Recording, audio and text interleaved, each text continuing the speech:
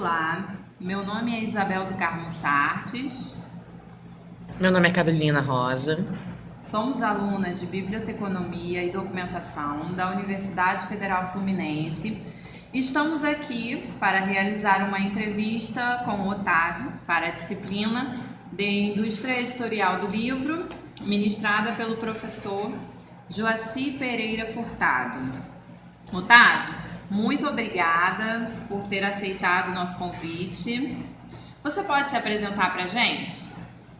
Sim, muito obrigado a vocês por estar pesquisando, né, sobre a temática, né, do acesso à leitura dos cegos. Eu acho isso muito maneiro, terem tomado esse tema para o trabalho aí de vocês.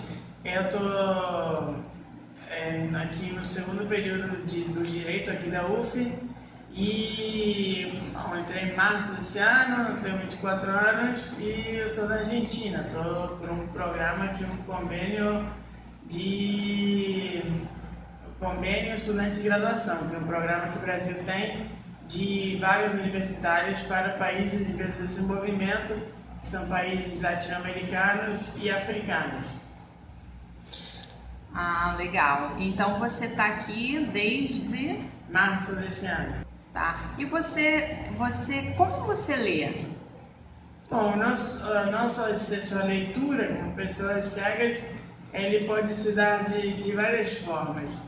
Pode ser digital, ou seja, que você lê, assim, tem um aplicativo que utilizamos no computador, que é aquele aplicativo que faz, digamos, falar tudo que tem na tela, tudo que você escreve e tudo que aparece na tela, né? Ele vai verbalizando.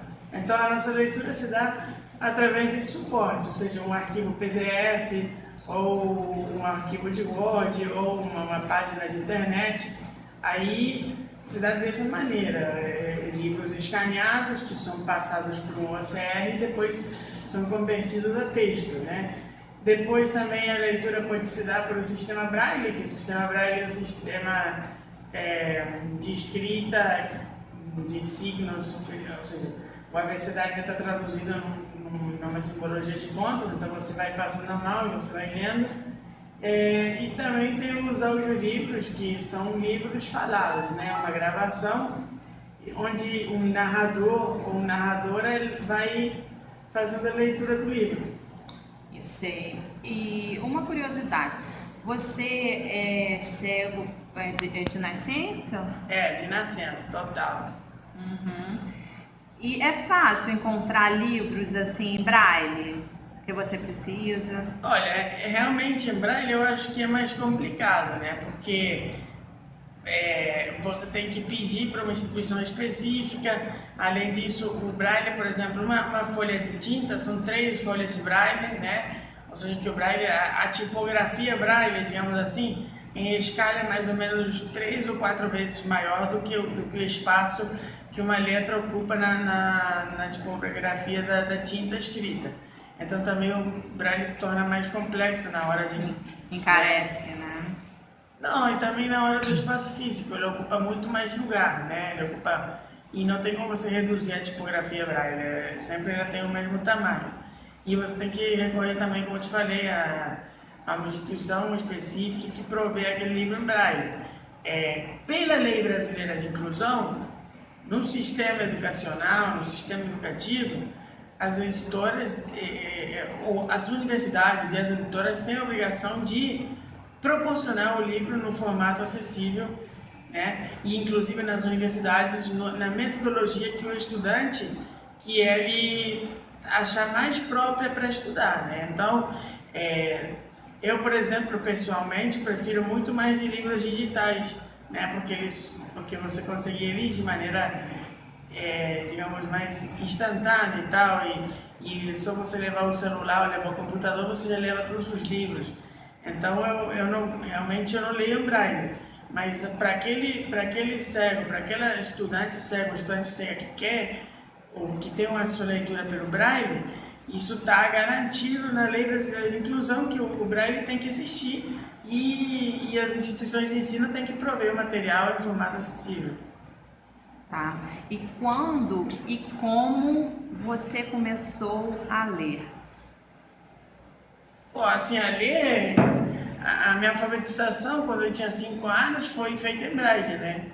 Então aí que eu comecei a ler e a escrever, aprender a ler e escrever, 5 ou 6 anos, no ensino fundamental. Foi em colégio com outras pessoas também com deficiência visual? Eu ia numa escola Especial? comum, né? Já desde o jardim, e de tarde, isso todos os dias, né? E de tarde, 2 vezes na semana, eu ia na escola especial, onde eram ministradas as matérias que tinham a ver especificamente com a deficiência e a reabilitação, né, para a vida, digamos, tendo em conta os conhecimentos específicos de adaptação da deficiência. Mas aí na escola comum, ordinária, tinha uma professora que ela, né, fazia as transcrições do que eu escrevia para braille, passava para tinta para o professor poder ver, corrigir, e as provas, os trabalhos, coisas, ou mesmo textos que os professores passavam, eles eram passados para braille para que eu pudesse ler. Legal. Eu fiquei com uma dúvida. Quando você falou dos livros digitais, você consegue achar todos os títulos, literatura ou da faculdade mesmo? Você consegue achar tudo digital que você precisa? Olha, eu acho que tem muita coisa, né? Digital, eu acho que tem. É bastante difícil você não achar um livro digitalizado. É realmente bem difícil. Mas, eventualmente, quando por exemplo, eu acho que livros propriamente ditos, de editoriais, a maioria estão na internet digitais. Talvez você tenha mais dificuldade com alguma coisa muito específica ou com alguma anotação que um professor pode chegar a dar, né? Algum material de aula, por exemplo. E nesse caso, a UF disponibiliza uma companheira que é bolsista, que ganhou uma bolsa, e ela tem como função da bolsa escanear os textos universitários, digamos que eventualmente não estiverem digitais, então ele escaneia, e aí uma vez escaneado o texto passa a estar digitalizado. E aí o seu aplicativo consegue ler Isso. para você transformar em áudio. Sim. E no que são as editoras, por exemplo, isso, falando dos livros editoriais, a Lei Brasileira da Inclusão estabelece que você comprando o livro, a editora obrigatoriamente deve fornecer ele em formato acessível se você requer. Se você faz um requerimento requerendo que você preste o livro em formato acessível, em formato digital, a editora não pode recusar, em hipótese alguma, o fornecimento desse livro em formato digital. Isso está positivado pela Lei Brasileira de Inclusão e pelo Tratado de Marrakech, que é o tratado internacional que estabelece digamos, os tratados de Marrakech estabelece que as pessoas cegas têm como a sua leitura e uma das vias mais importantes o livro digital. Então, não pode se antepor um direito de autor nem uma propriedade intelectual para negar a digitalização de um livro. O autor ele não pode alegar qualquer tipo de prerrogativa ou de direito de propriedade individual para negar que um livro seja digitalizado, né? Entendi. Então, isso no plano de livros editoriais que não são acadêmicos. Quando é um material indispensável para o desenvolvimento do curso, aí a mesma instituição de ensino já tem que ter, no caso da UF tem, o Núcleo do Sensibiliza, ele faz um trabalho muito bom, meios para que aqueles materiais que não estivessem digitalizados sejam digitalizados. Interessante. É obrigação, é lei, então é crime negar, né? Muito bom. Correto. E voltando lá para a sua infância, como é que você sentiu assim, qual a recordação que você tem de ter caído no gosto da leitura infantil ou infanto-juvenil? Você se recorda de algum livro de que você tenha gostado muito? Pô, minha mãe tipo, narrava contos, livros de contos para mim quando eu era pequeno. Então, ela pegava os livros infantis e lia o conto para mim, né? Então, eu tenho boas lembranças assim disso, e eu gostava muito, e eu dormia escutando as histórias infantis. Legal. Você lembra qual foi o primeiro livro que você leu? Os meus próprios meios que eu realmente quis ler, cara, deixa eu pensar. Pode pensar, então. Deixa a pergunta pro final. Pode Tá. ser? Tá suave. Então tá. E então foi sua mãe que te incentivou mais, que te influenciou mais a leitura? Sim, eu acho que sim, mas também eu acho que o que mais me incentivou é curiosidade, né? Acho que é a curiosidade mesmo. Você fez muitas descobertas através da leitura? Descobertas assim da vida, do mundo? Sim, eu acho que sim, mas eu acho que aí a questão de leitura eu acho que é muito ampla, porque você lê não somente, eu acho que as pessoas têm muito associado a questão da leitura ao material literário. Eu acho que leitura vai muito além do que é especificamente erudito, literário. Eu acho que você pode ler um monte de coisas. E, inclusive, eu não sou muito... assim, eu gosto de literatura, mas eu não leio muita literatura. Mas eu gosto de ler mais jornais, por exemplo. Eu gosto de ler artigos, gosto de ler livros que têm a ver com política, né? Enfim. Quantas horas mais ou menos por semana ou por dia você calcula que você lê? Qualquer coisa. Qualquer coisa. Cara, por dia eu acho que mais ou menos por dia é mais ou menos 1 hora por dia. Ou, sim, entre meia hora e uma hora por dia. Porque eu leio o jornal todo dia, então aí já mais ou menos meia hora, e se tem alguma coisa para a faculdade para ler, eu acho que mais ou menos é por volta de 1 hora por dia. E qual foi o último livro que você leu? Ou que você está lendo? Deixa eu pensar, o último livro que eu li. Eu acho que foi, assim, que eu li com paixão mesmo, e achei ele muito bom, foi O Imperialismo como Fase Superior do Capitalismo, do Lenin. E você pode dizer mais ou menos sobre o que ele fala, o que ele trata? Só que acho que o título é meio explicativo, mas... Ele trata sobre como que no século XIX e início do século XX começa a ter a Revolução Industrial, então começa a se acumular uma série de riquezas a burguesia da época começa a acumular uma série de riquezas, e aquele capital concentrado ele começa a ser almacenado no sistema financeiro.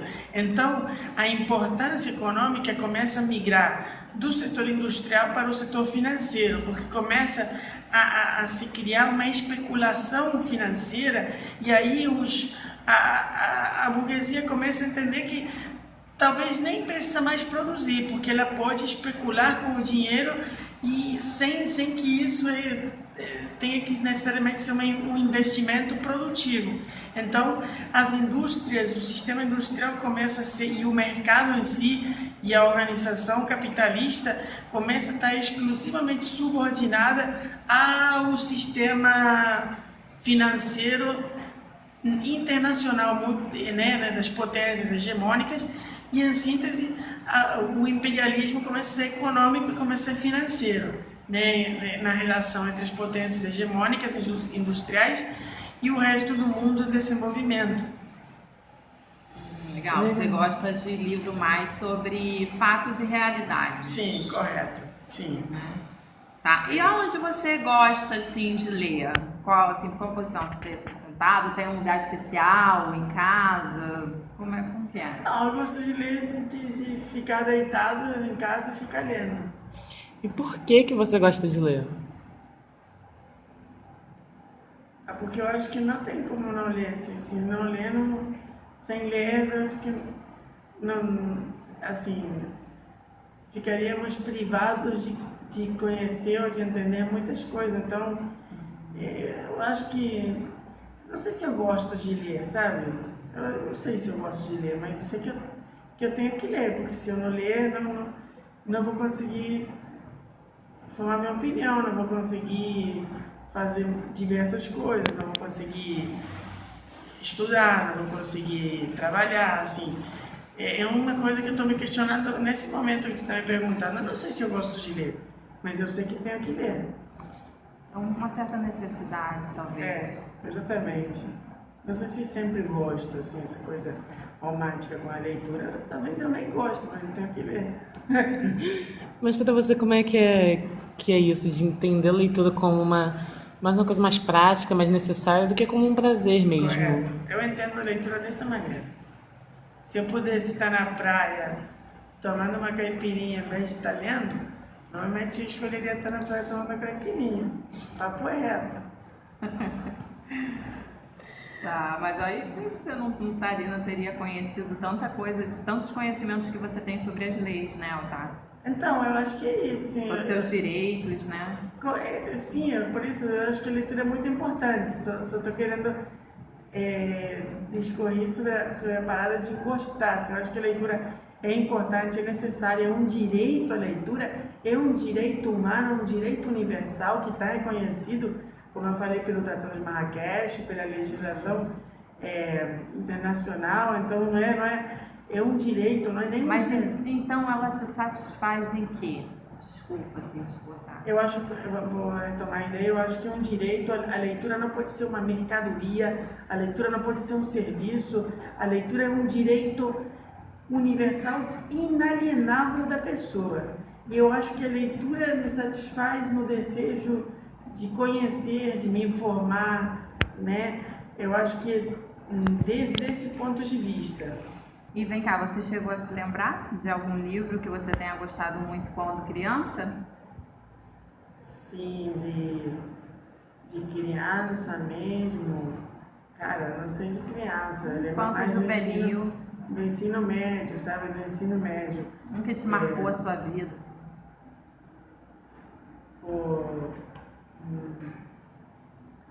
No ensino médio, eu gostava muito dos livros de Gabriel Garcia Marques, que é um colombiano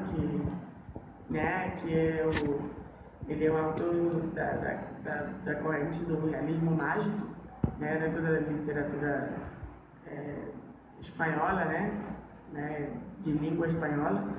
Então, foram mais os livros que eu tenho memória, foram alguns livros que professores do ensino médio nos incentivaram a ler. Outro livro sobre a ditadura que eu li, né, que se chamava Los Sapos da Memória. Outro livro, aquele 1984, de Orwell, né, eu acho que foram mais livros do ensino médio para cá, que é quando eu tinha consciência, né? Eu acho que na infância você lia mais coisas sem tanta consciência, talvez a decisão não era tão soberana, ou você talvez não tinha ainda uma estrutura que permitisse você fazer um juízo valorativo da obra, você fala, não, eu gosto disso, eu gosto mais de ler tal coisa, né? Então, mais ou menos foram esses livros que eu li naqueles tempos. Então, tá bom. Tá bom, então. Obrigada, Otávio. Agradecemos novamente. Otávio, muito obrigada. Valeu, obrigado a vocês.